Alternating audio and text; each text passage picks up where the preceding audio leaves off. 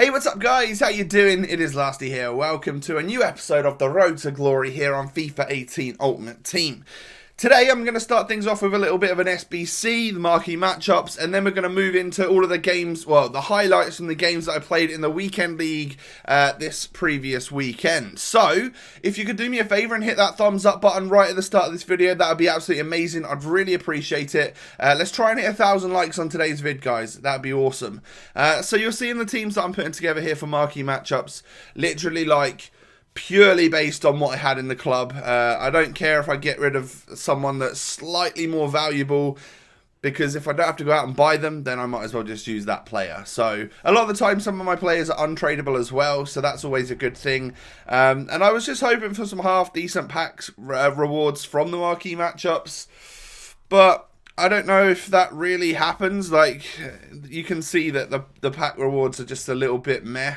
This was all before the Path to Glory stuff came out as well, so I don't know if I pack anyone that has actually got a Path to Glory card at this point in time as well. You'd have to let me know down below in the comments if you spot someone that is gold that would have been that lovely shade of blue and green and red or whatever it is. The card design is amazing for Path to Glory, and actually basically being reskinned ones to watch, I think is a good idea. Like, I think maybe the execution of the promo was a little bit, I don't know, it just could have been done better. Like, everyone in the community on Friday night seemed to be really disappointed, which, and I found really strange that we do get a board pool here. We get a left mid Spanish. That's obviously going to be Vitolo, not the greatest one to get, and that just generally means our marquee matchups was pretty poor.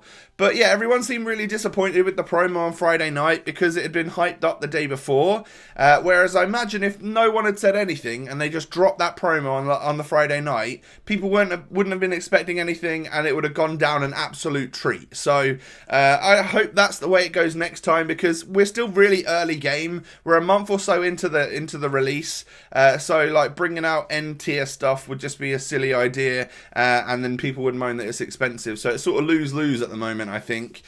So this is the team that I'm going to start the weekend league off on. I said that I wouldn't use any of my loans, but then I realised that Rui Costa's only got like 5 games left, so I might as well just get them over and done with, because I was still deciding in my head whether or not to go for Eriksen at cam or Ibra at cam. So I will decide and get one of them in a little while. The first opponent I come up against actually managed to put Zlatan Ibrahimovic at cam, so I was going to almost kind of like base what he was doing off of like how well he did for my opponent as to whether or not I wanted to get him. And a lot of the comments that you guys said suggested Zlatan. For some reason you want me to bring him in over Eriksen, who is like a default central attacking midfielder, which is weird. But in my head I'm also someone that wants to bring in Ibrahimovic. I feel like he could just work in that position.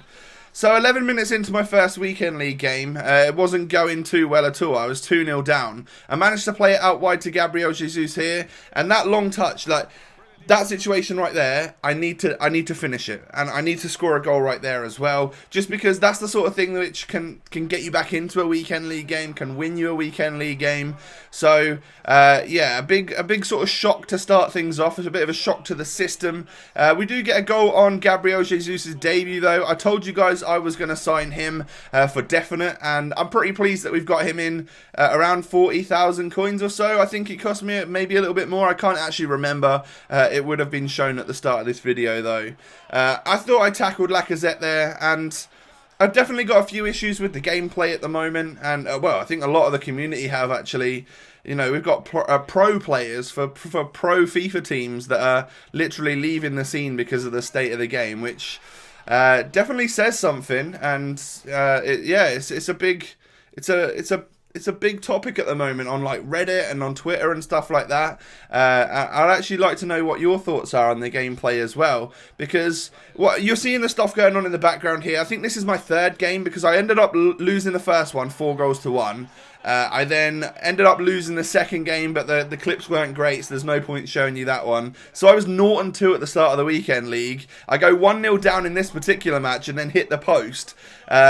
So yeah, things for some reason just didn't seem like they were on my side, but I definitely know it's because these guys are probably seasoned veterans at the weekend league, and I'm just sort of coming into it again. score a banging goal with Ander Herrera, though. That was a really, really nice finish. So you'll see stuff going on in the background. But what I wanted to talk about, and something that I don't necessarily do that often, is more of the what I feel like is currently wrong with the game. Just in case anyone that works on that sort of stuff is potentially watching. I do it in like a way where there's so much right with the game. I feel like this is a better game than FIFA 17, that's for sure. And I liked FIFA 17. Like, I play FIFA a lot, so I typically like the game. I wouldn't do it if I didn't. But there's a few things which I'm sort of curious about. So with the latest patch, they changed the passing. I've talked about that quite a bit in my videos over the last couple of weeks. I feel like they nerfed it a little bit too much. Obviously, before it was incredibly strong where people could like ping 1-2 passes all over the place.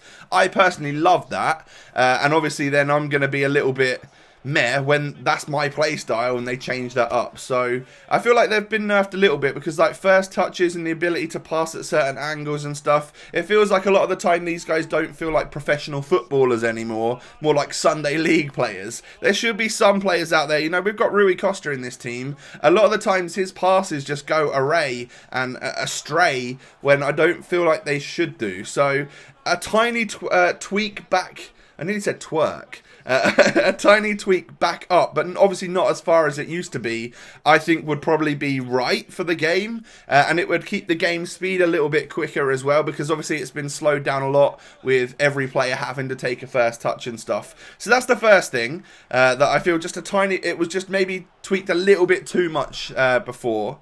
The second thing is kickoff goals. You know, I think some people from EA have asked to see some like video evidence of kickoff goals.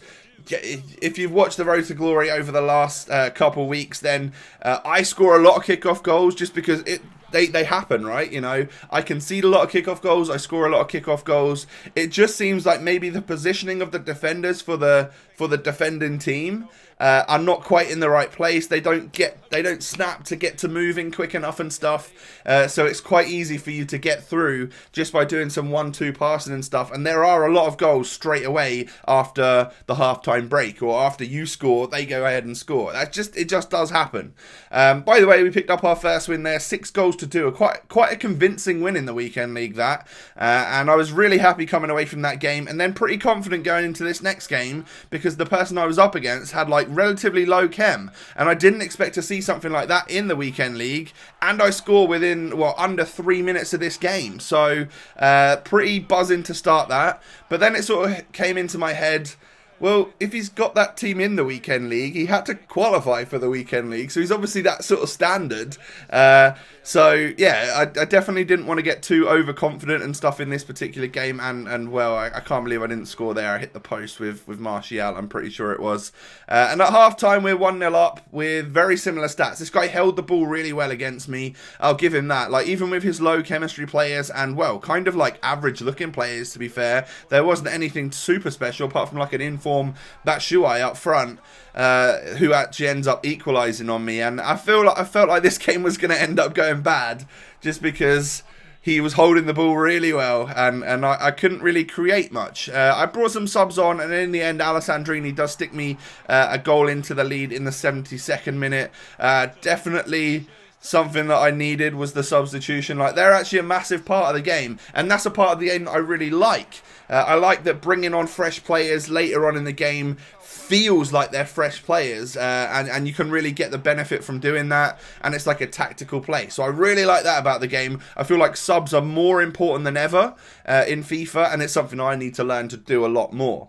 Now, the final thing that I was going to say about like the negative side of the game. By the way, we're 2-2 right now, so I sort of brought it back from the 0-2, and then I end up matching up against this sort of super team. He's got Prime Overmars, Prime Hernandez, Kante, Eriksson, Bailly, informs all over the place. Yeah, like a really, really nice team, and you'll see that 3 minutes he scores to go 1-0 up.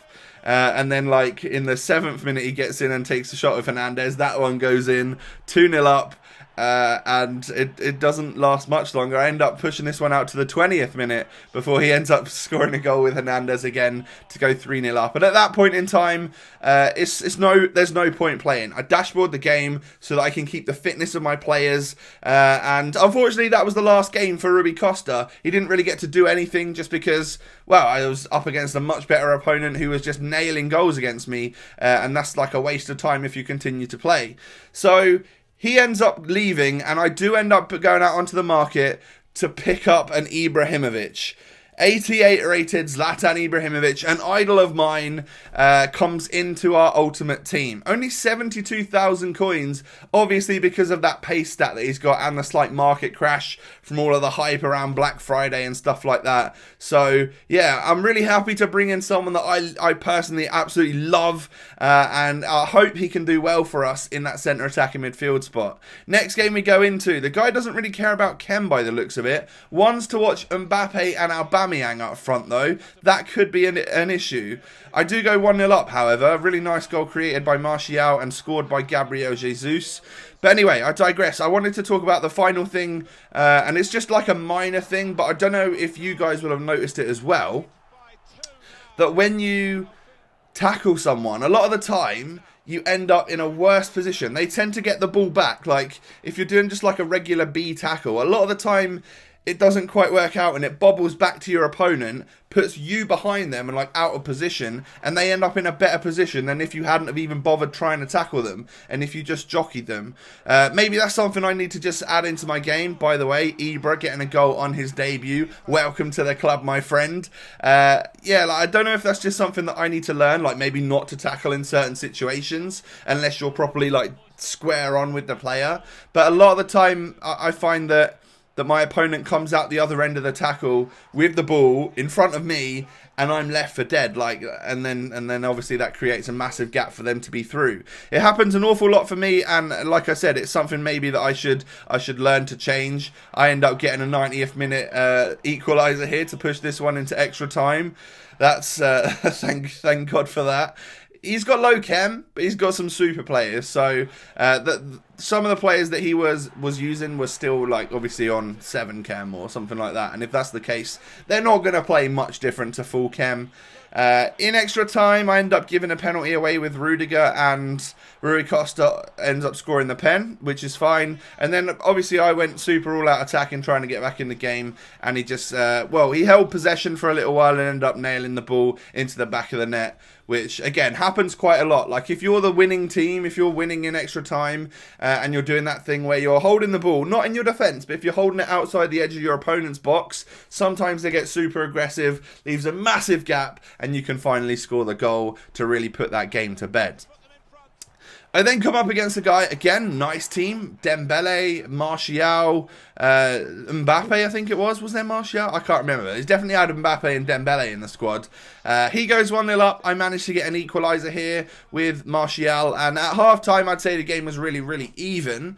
And by the way, guys, in terms of my weekend league this weekend, I managed to get 3 games in on Friday, which I didn't think I was going to do because for a little while I was expecting Player of the Month on Friday, but obviously with the international break, you know, we ended up, it apparently is getting pushed to next week or something. I think it says on the Premier League website, so I guess we can expect Player of the Month this Friday coming.